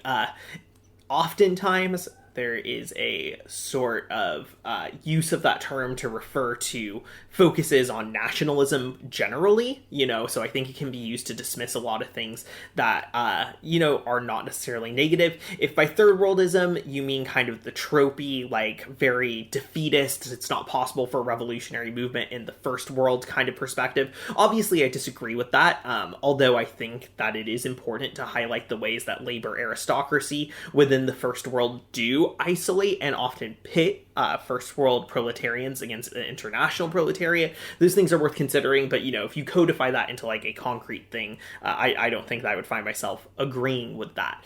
But if by third worldism you mean the idea that the oppressed nations and the struggle for the liberation of oppressed nations is one of the key ways through which the revolutionary movement needs to go, that is a position that I'm fairly sympathetic to. So again, it depends on exactly what you mean by the term. If it's just kind of the old, third worldism of the 80s that kind of evolved out of Marxism, Maoism, third worldism, then I would strongly disagree with that. But there are a lot of things that I think are important in terms of national liberation struggles today that get lumped under third worldism that are important to defend. So again, it just depends on what you mean by it. Yeah, I have nothing to add. I really agree with all of that. There's not much more to say on that. So we can move on to the next question. Awesome. So how do each of you interpret the meaning and impact of the extradition and trial of Julian Assange? And then relatedly, evidence of war crimes committed by Australian special forces in Afghanistan was recently uncovered. Yeah, so I did see that Australian Special Forces thing being uncovered. It's fucking grotesque. We know that shit happens. It happens in every theater of war, particularly these imperialist ones where there's no accountability. So not surprising, but fucking horrific, tragic, and just goes to show the importance of anti-imperialism in the anti-capitalist struggle. You just can't separate the fucking two. And at the end of the day, we're trying to build a better world where people suffer less. And that absolutely requires dismantling these apparatuses that allow these motherfucking psychos to go in and hurt innocent people under the pretext of spreading democracy or whatever bullshit lies that they feed us in order to justify their expansionary impulses and their geopolitical machinations. So yeah, grotesque, horrifying. My heart genuinely breaks every single day in this world, but specifically for the victims in these Middle Eastern wars. It's just, these are crimes against humanity, and they need to be framed as such. And then as for the Julian Assange thing, I'm going to be honest, I don't follow it a lot. It's not because I have some sort of hatred for Julian Assange. I've heard some things that he kind of sounds creepy and shit, but I understand also that we still need to fight against this sort of global attempt to suppress information that the ruling classes and the ruling elites don't like. But I have not followed it closely at all. Alyson, do you have anything to say on that of meaningness? Yeah, I mean, in terms of the Julian Assange thing, I avoid those who want to paint Assange as like a hero, as an individual in some particular way. Who the fuck knows what Assange has or has not done. Some of the accusations against him are quite horrific. But regardless, I think, like Breht said, like, we should be opposed by extradition attempts against whistleblowers in general. Like, that is a very bad thing. And WikiLeaks did get information out there that I think was important for opening a lot of people's eyes to the more acute horrors of American imperialism. So in that sense, the WikiLeaks has played a positive role, and we should be opposed to the imperialists trying to cover up those crimes and punish those who reveal those crimes. That's basically, I think, about the most that I could say on it. Those are kind of my main thoughts. Yeah, I think just bouncing off that, it does reveal a certain urgent insecurity that they have to put so many resources towards people like Assange and Chelsea Manning and Edward Snowden, these attempts to kowtow, to horrify, to harass them around the globe, for, in every case, just giving more information to human beings. It reveals this apparatus that really does not want these things to become popularly known. And so that in and of itself, I think, is worth noting. And, defending whistleblowers sort of on principle. I believe that more information is a good thing. I believe pulling back the veil of obscurantism and revealing the truths of how the system works, regardless of who the messenger happens to be, is a good thing. And so, yeah, that's just a basic principle I operate on. Mm-hmm. I don't have much more to say beyond that either. Yeah, I think it's a good way to look at it. Okay. Next question. Hey, Breht and Alyson. Longtime fan of the show and of Rev Left, but a bit sad at the general lack of focus on topics of sexuality and its relationship to revolutionary struggle. I've been grappling with these questions myself, and I would just like to throw it to you guys. Where does the contradiction of sexuality come from, and what should be the relationship between the communist struggle and the struggle for queer liberation? Thanks, and I appreciate all the work both of you put into the show. So, yeah, this is a big question, so I guess I'll try to think through it a little bit. So, part of it is that the relationship between thinking through communist theory and struggle and sexuality is a fraught relationship in a lot of ways.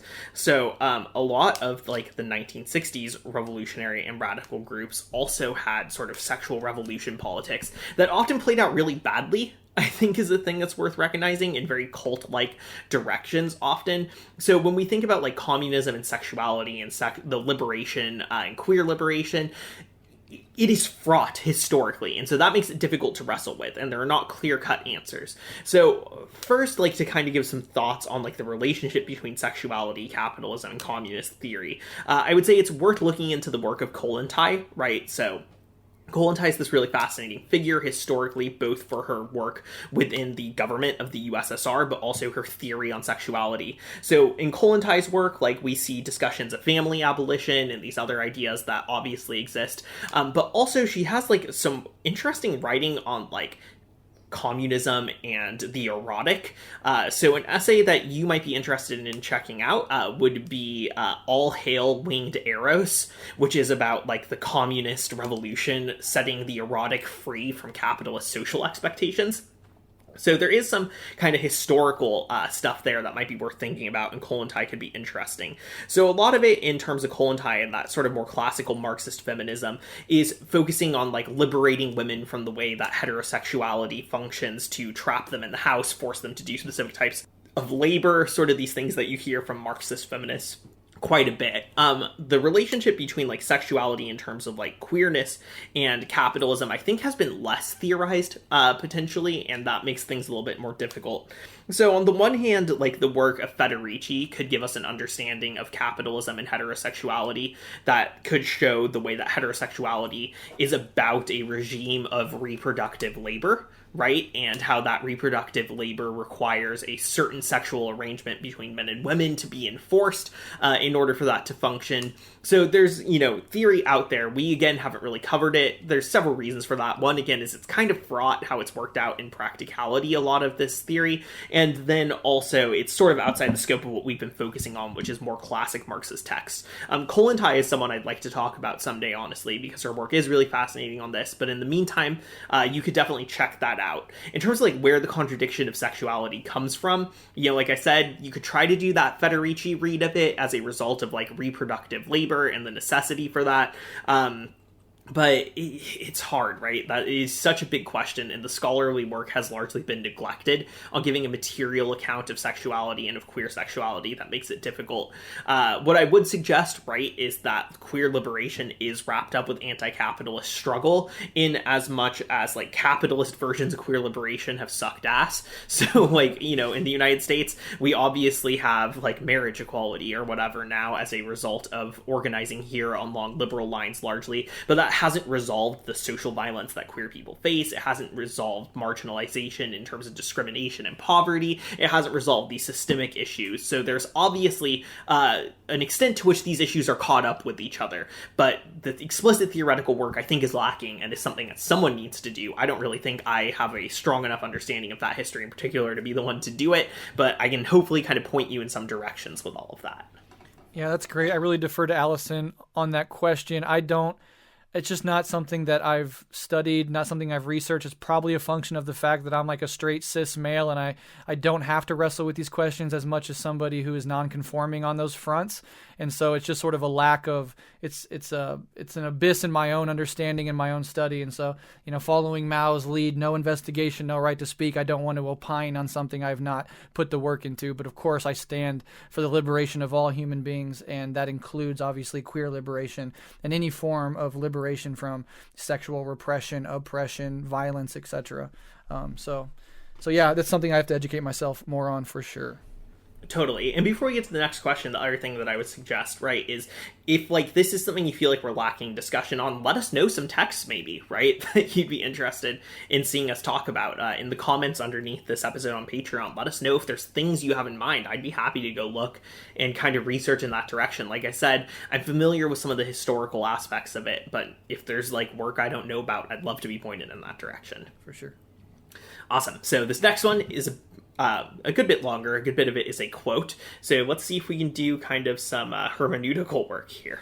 So this question is, I read a speech or manifesto, I'm not sure, by Huey Newton that mentioned that the Black Panthers were Marxist. And then we have a quote here. So quote, the Black Panther Party is a Marxist-Leninist party because we follow the dialectical method, and we also integrate theory and practice. We are not mechanical Marxists, and we are not historical materialists. Some people think they are Marxist when actually they are following the thoughts of Hegel. Some people think they are Marxist-Leninists, but they refuse to be creative and are therefore tied to the past. They are tied to rhetoric that does not apply to the present set of conditions. They are tied to a set of thoughts that approaches dogma that we call flunkyism. End quote. Unfortunately, I hardly understand what he is talking about. What are mechanical Marxists? What are historical materialists? What are the differences between the thoughts of Hegel and the thoughts of Marxist-Leninists? Is Malcolm X also a Marxist? I read Martin Luther King Jr., considered himself a socialist. Does that mean that he read Marx? Woo, let's go. All right, so there's like 17 questions, and I will literally answer every single one. first and foremost, some resources. So Alyson and I think 2 episodes ago, we did an intro to Marxism episode. And on that episode, we covered stuff like historical materialism in great detail, dialectical materialism, those differences, etc. So for an intro episode, it's sort of intermediate, if not advanced in some areas, but it still might help you process some of those questions. I'd recommend that. And then on Rev Left Radio, we have a whole episode on the Black Panther Party in which we dedicate a significant amount of time exploring their ideology, the tensions between Marxism and Black nationalism, etc. So that's another resource you might want to look into if you're interested in these questions. I will say that I think Huey P. Newton, being a human, might be a little incorrect here when he says that we're not mechanical Marxists and we're not historical materialists. I understand the mechanical Marxist part. The historical materialist part, I'm not sure. Maybe that's a mistranslation. Maybe there was an error there. Maybe there's just some confusion. Maybe he was speaking extemporaneously. But to be a Marxist-Leninist is to be a historical materialist. But now let's get to your questions. What are mechanical Marxists? So the way that Huey is talking about mechanical Marxist, I think he's thinking of a sort of reductionist, deterministic Marxism, which sort of strips agency out of the picture and tries to understand things as just like this mechanical historical flow. They're rigid in their thinking, they're dogmatic, they don't give enough credence to human agency, and they sort of fall often to doctrinaire responses instead of creative ones to a living and breathing world. So in a sort of jargony way to put it, a mechanical Marxist is the opposite of a dialectical Marxist, right? Somebody that understands that Marxism is a living, breathing methodology and approach, and it's centered in a living, breathing, unfolding historical process that is constantly being renewed, updating, having ruptures, etc. So mechanical Marxists you can think of as like dogmatic determinists. It's just a way of putting down a certain subsect of orthodox Marxists. What are historical materialists? Again, it's a big question. You can go to those other episodes to learn more. But basically, it's understanding history not through ideas, not through great men of history, but through actually how the people in any historical epoch created and reproduced the basic necessities that allowed them to live, right? Understanding history through the clashes between classes, understanding history through the transmutations of economics, like the forces of production, how they are changed through these historical processes, etc. So it's historical, right? Thinking about history, and materialist through these machinations of political economy and not through the machinations of individuals or ideas. What are the differences between the thoughts of Hegel and the thoughts of Marxist-Leninists? Hegel was a dialectician, right? He presented a version of the world that was dialectical, but it was through thought, through absolute spirit. And what Marx did was, turned Hegel on his head, meaning instead of the process of history unfolding being led by absolute spirit or an idea coming to know itself, Marxists think of history through this materialist lens. So you can take on board a lot of the Hegelian dialectics, right? But strip off the idealism and replace that with materialism. Again, huge question. 500-page books are written about this. It's controversial. To understand Hegel in and of himself is a struggle.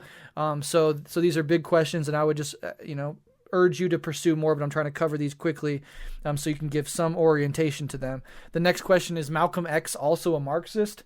I would say Malcolm X was not a Marxist. He didn't think of himself as a Marxist, but specifically towards the end of his life, I think he started to understand the problem of anti-black racism in the context of colonialism and capitalism, and was really refining his understanding right before he was killed at a relatively young age. He was in his 30s. So who knows where Malcolm X would have ended up, but I don't think at any point in Malcolm X's life he would come out and identify as a Marxist. He did, towards the end of his life, say that he was a socialist. He met with Fidel Castro. There's plenty of indications that he was approaching more Marxist analysis and putting that into his thought. But he was a black nationalist. He was a member of the Nation of Islam, right? So his religion was huge in his life as well. And that's what I think he would have identified as before identifying as a Marxist. He was taken very shortly after Fanon released Wretched of the Earth. I would have loved to have seen Malcolm's beautiful mind wrestle with and be engaged with that Fanonian text, but right. It's lost to history now, unfortunately. And then the last question is, I read that Martin Luther King Jr. considered himself a socialist. Does that mean he also read Marx? Martin Luther King Jr. studied Marx, read Marx, wrote notes to friends talking about Marx, had deep critiques of the capitalist system.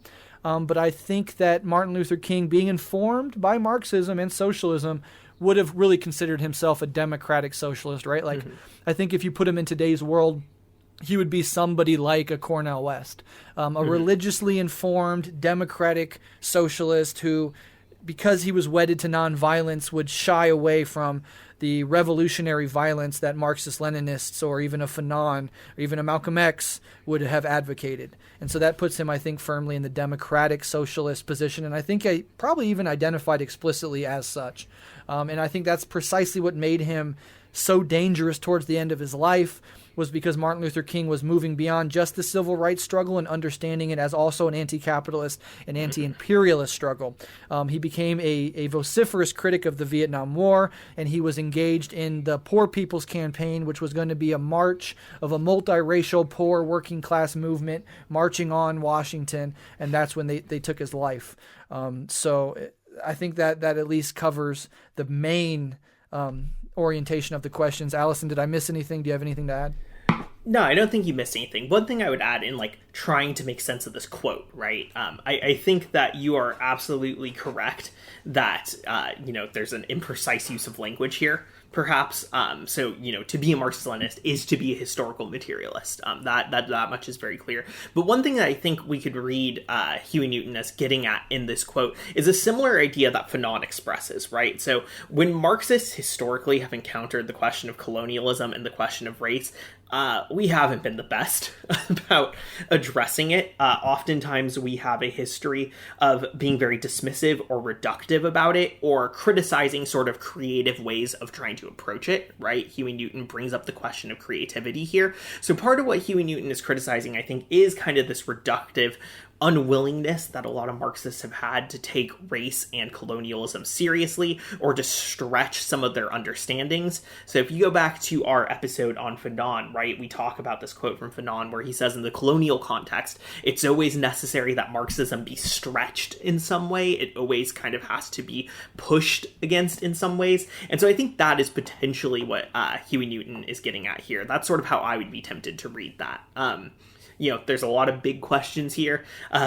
They're difficult, especially the Hegel stuff. But I think, you did a good job getting at those, Breht. And, regardless of whether or not Malcolm X or Martin Luther King Jr. were Marxists, it's clear that they understood Marxism, right? They were reading it. They were studying it. They knew it. And it is clear that Marxists need to study their legacies as well, right? There has to be, even for those who are not Marxists, we have to understand the movements that happened there and the figures who theorized them. So that's kind of how I would end that on. Yeah, and the last thing I would say is these are huge questions. These are questions that people like Alyson and I have struggled with and thought about for many years. Keep going. Just because you don't understand something the first time you read it, it took me countless times reading about something like historical materialism before I felt that I could sit up and speak extemporaneously on it. And still sometimes I have nuanced ways that I put words that maybe I should shift them. So this is the learning process. It's first hitting the brick wall of reading something that seems utterly impenetrable and ununderstanding to you. But then by hard work and continuing to read other texts, approaching the problem from different angles, you slowly start to see the outlines come into view, and then you become more and more competent in your grasp on that subject. So great questions, and that's always the first step to learning, right, is pulling out these essential questions, making them explicit, and then pursuing them. So you've already taken the first step to learning these things, and I have utmost faith in your ability to continue to learn these things. And again, there's always more resources in the Red Menace and Rev Left catalog for you to rely on. That's why we do this stuff. All right, so is it my turn to read the last question? I think so, yeah. Okay, hi Alyson and Breht. My question is regarding the episode on Lenin's imperialism. Lenin writes, as you concurred, that imperialism is the final stage of capitalism and that there can be no new stage after this. Do you think this analysis continues to hold true in the wake of the World Wars, the Cold War, and the rise of the USA, and the replacement of multiple European powers competing over direct imperial rule over much of the world with today's nominal independence for third world countries under the boot of unipolar U.S. hegemony? To phrase it differently, do you think Lenin's optimism for an imminent world revolution renders that aspect of his analysis moot, as 100 years later he was proven wrong on this front and capitalism has continued to adapt and dominate the global economy? Yeah, so this is a great question. And as often is the case when talking about imperialism, I will say some things that might be controversial in trying to conceptualize this. Apologies if you disagree with this analysis. I'm doing my best here. So one thing, right, is there's kind of two questions here, right? Is imperialism sort of the last stage of capitalism, and do like the post-war developments of unipolar hegemony call that into question? And then two, does like Lenin's optimism and the fact that there hasn't been world revolution also call that into question? And I'll treat those kind of separately. So the first question regarding like unipolar hegemony, my initial response to that would be to say that unipolar hegemony is clearly not lasting, right? There was definitely a time period where the United States did have unipolar hegemony, post-Cold War, but that's falling apart. Like Russian hegemony is clearly expanding, and Chinese hegemony is also clearly expanding. We're not living in a unipolar world anymore. We are increasingly approaching some sort of like tripolar order, essentially, with multiple countries that are playing on the global stage in terms of imperialist development, in my opinion. So yes, there is an extent to which, the third world has gained this, I think you put it well, like nominal independence. But at least from a Maoist perspective, that's being undermined, right? The perspective of the Maoists is usually that China is now engaging in imperialist investment that is similar to what we saw from the European capitalist states. So if I had to give my perspective on things, at least, it would be that actually, the unipolar era seems to have been relatively historically short, and we are moving again into an era of imperialist competition in a way that makes me quite confident that Lenin was correct, that imperialism is kind of the last thing that capitalism can develop into, and that unipolar hegemony is not the end of history. In the sort of direction that maybe Fukuyama might have wanted to think about liberal unipolar hegemony as. So I feel confident on that front historically that Lenin is correct, and that mostly what we saw in the post-Cold War era was not a permanent situation. U.S. hegemonic decline seems very clear at this point, and it seems to be something that the bourgeois is panicking about as well. Then the second question, which I think is like an interesting one, is so Lenin tells us like all of this is decaying, world revolution is imminent, and boom, here we are 100 years later, and there hasn't been a world revolution, right? So does that undermine confidence in sort of his analysis? And has capitalism continued to adapt? And I wouldn't say that capitalism has continued to adapt beyond imperialism, right? I'd say that revolutions are difficult things. In the 100 years since Lenin wrote, there have been many revolutionary struggles. There are ongoing revolutionary struggles around the world, like in the Philippines and like in India right now, where the fight against empire is still continuing. What I would point to is the fact that Lenin, like Marx, had a tendency to write in a somewhat triumphalist manner, perhaps with a high level of confidence about the time frame in which things would happen. But it's Mao who points out that it took the capitalists centuries to overthrow feudal relations, and there were setbacks and defeats and reactions after revolutions that occurred, and yet here we are in capitalism all that time later after that struggle. So if it took so long for those who want to maintain class society to successfully have a revolution that put them on top, how much longer would it take for a revolution that would eliminate class society, right? Mm-hmm. So my concern there isn't really that, no, the revolution hasn't happened, so Lenin is wrong. I would be critical of the triumphantalism that is in Lenin's writing, but the revolution is ongoing globally. And there have been setbacks, there's been reaction, there's been revisionism, we are still fighting all of those things. But, we still see imperialism creating crisis and contradictions from which revolutionary struggles are emerging. So I believe that what Lenin described is still ongoing. Yeah. Incredibly well said. I echo all of that. The imminence of revolution is not unique to Lenin. It's something that multiple revolutionaries, including Marx and Engels themselves, often fell into. We have the hindsight and the clarity that comes with that hindsight to not be as excited, but you still have people on the left which sort of convince themselves that revolution is just around the corner. I think that's much harder to maintain in 2020 than it was in 1917 or 18, whatever. So take that for what it is. It's not unique to Lenin. And then the other thing I would say, just echoing Alyson's analysis, is that a simplified way to think about imperialism, and this ties in with the final stage of capitalism, is just what happens when capitalism is fully globalized. And so what else is there beyond that? It's just different machinations. It's different imperial powers jostling, but it's the same imperialist system. It's just globalized capitalism, right? There are sub-adaptations that capitalism has taken since Lenin's time. I mean, we can think of like neoliberalism as like a sort of a subgenre. It's a sort of an adaptation that capitalism took, in the face of certain crises and certain, falling rates of profit. We can talk about all that stuff. But imperialism is the overall apparatus that still maintains. These adaptations take place within imperialism's continued existence.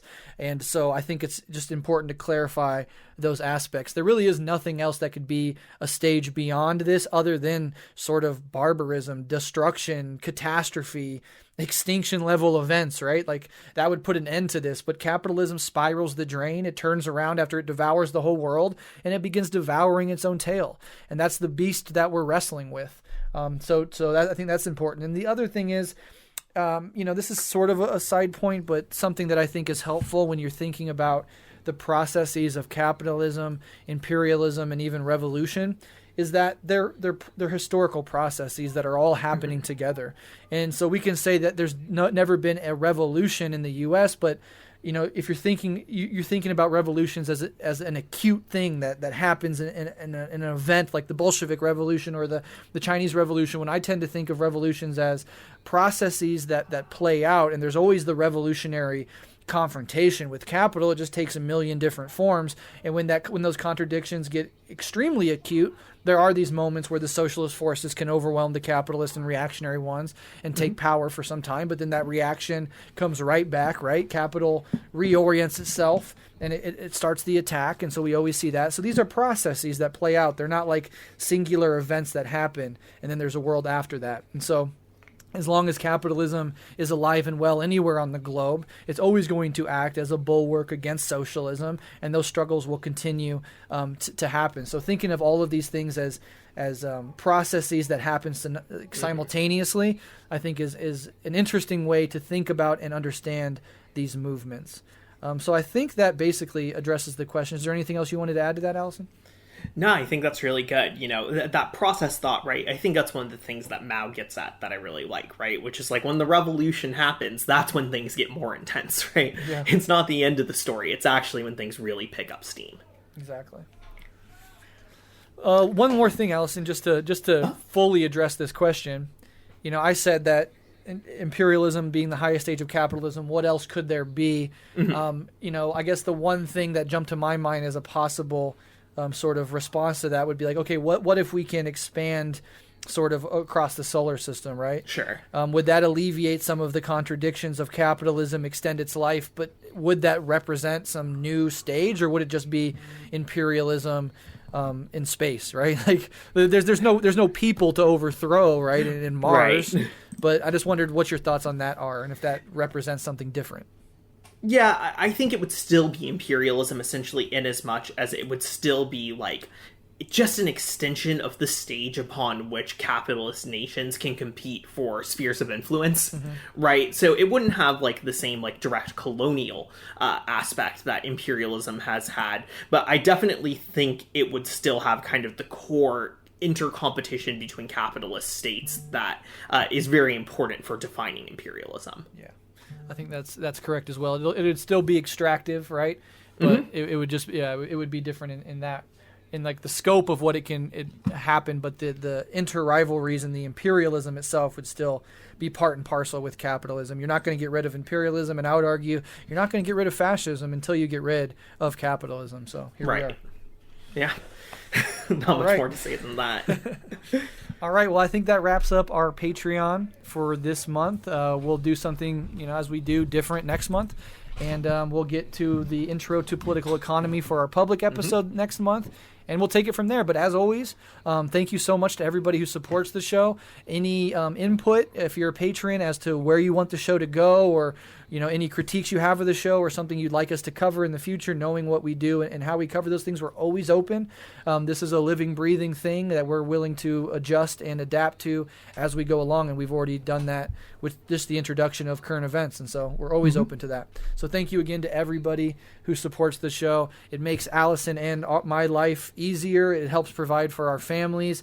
And in this last month, it also helped ensure that a human being did not become homeless because he got COVID and got evicted by his landlord. So thank you so much from the bottom of our hearts. And we'll be back next month to talk with you again.